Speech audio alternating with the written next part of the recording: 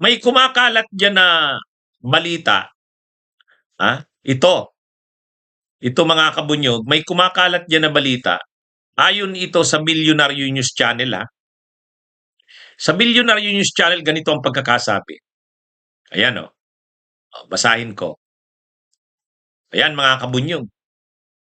Ngayon, June 1, tingnan nyo sa baba ang pizza. June 1. Anong sabi dito? Breaking news.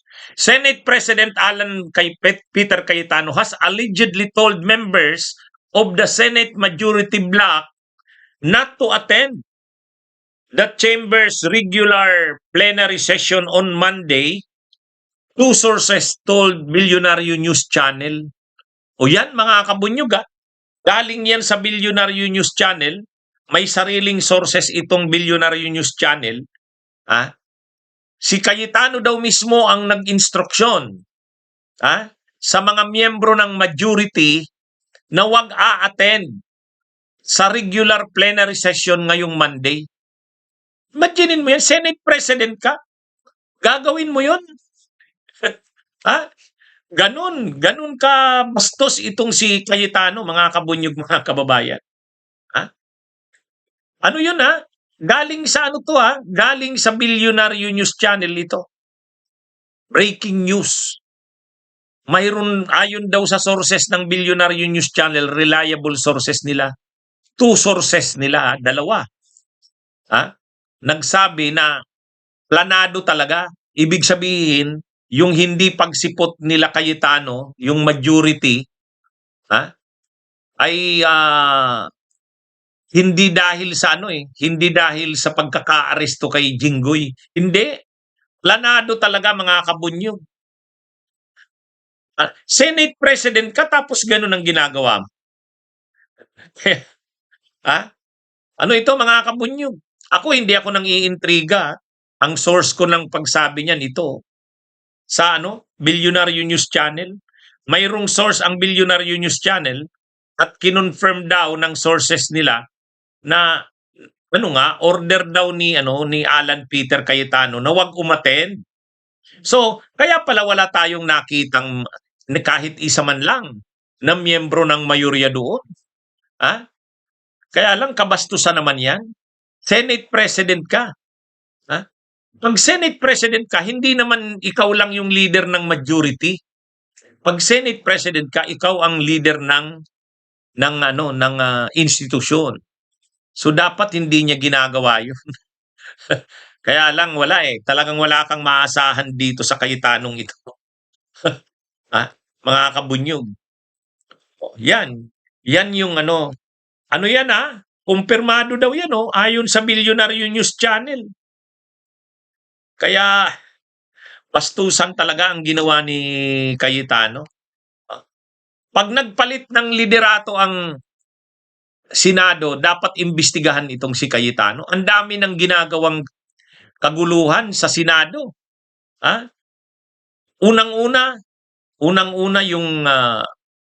yung paglitaw ni Bato na hindi kino-ordinate sa liderato ng Senado. Sino ang nagdala kay Bato doon?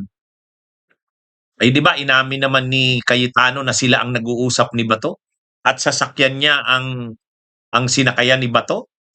Inamin naman niya ni Cayetano At dahil doon, nagkagulo sa Senado noong araw na yon, noong May 11. Pagkatapos yung putukan na lumalabas, peke pala, sino na naman ang nasa likod nun? Okay, ang nagpaputok si Mau Aplaska. Pero ang tanong, sinong nag-utos kay Mau Aplaska? Hindi naman magpapaputok si Mau Aplaska ng ganon nang walang sa kanya, walang go signal na pwede siyang magpaputok or planado ba 'yun? Na hindi malayo na si Cayetano na naman 'yun. Tapos ngayon na naman, ito na naman nangyari ngayong araw, sabi dito sa source ng Billionaire News Channel, planado daw ni Cayetano na talagang wag umattend ang mayorya. Ganon kabastos mga kabunyog. Ganon kabastos. And yet, yan ang bukang bibig niyan, Lord. Ang bukang bibig niyan, Lord. At kapag nagdadasal yan, nakaluhod pa yan ha. Hindi man lang nakatayo na ganyan. Hindi, nakaluhod talaga. Kapag nagla-livestream siya, nagla-livestream siya, nandun ang background niya yung anong salmo ba yun? Matindi ito mga kabunyo. Itong si Cayetano ay nagkukunwaring reliyoso, nagkukunwaring makadiyos, pero ang mga ginagawa niya makademonyo eh.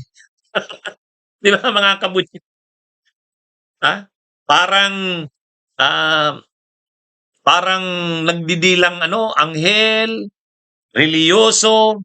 Sa bagay, sabi ni Shakespeare, kahit naman ang devil ay mag-quote ng mga sa Bible, ng mga verses sa Bible para lang ma-achieve yung kanyang layunin.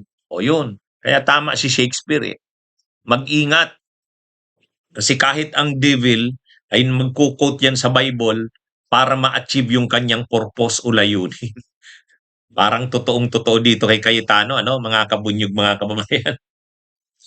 Tama. Tama po yung term nyo. Hipokrito.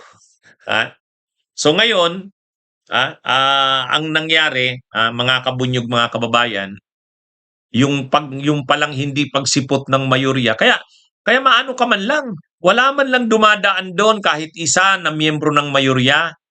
Wala man lang, talagang hindi talaga nagpakita kahit isa. Malinaw, planado talaga. Ngayon, ang problema, ang malungkot dito, yung Senate President pa mismo ang may pakana.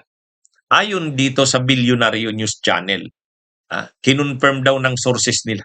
So nakakalungkot, di ba? Imaginein mo, Senate President ka, ikaw ang ama ng Senado. Dapat ikaw yung unifier. Actually, ganun eh. Ikaw dapat ang unifier ng Senado. Kaya sa ngayon, mga kabunyog, mga kababayan, matindi na itong nangyayaring ito. Matindi na. Bunyog, bunyog, halikan na kasama ka. Bunyog, kapag buklod ay may pag-asa. Luzon, Visayas, Mindanao, isa ang pananaw. Sa bagong Pilipinas ang bunyog isisigaw. Bunyog.